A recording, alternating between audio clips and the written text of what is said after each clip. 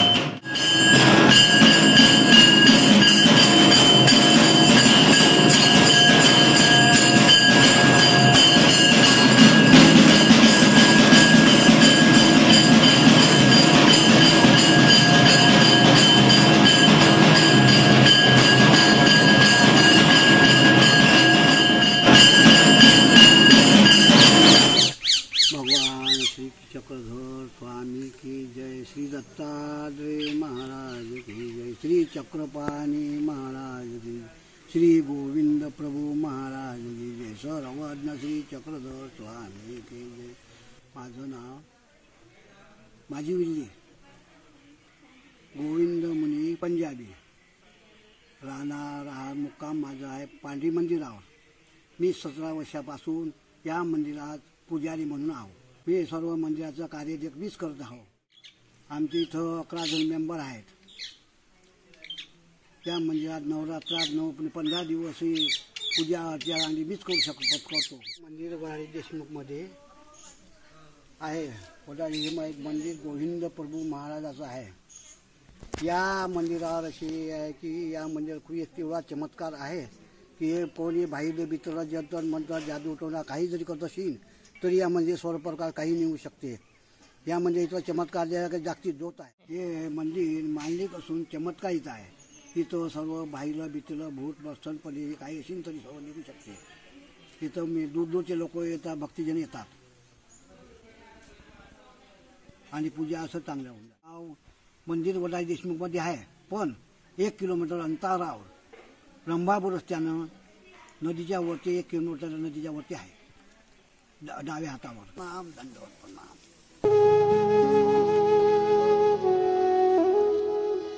असं आपल्या श्री गोविंद प्रभू महाराजांचं मांडिक हे एक स्थान आहे.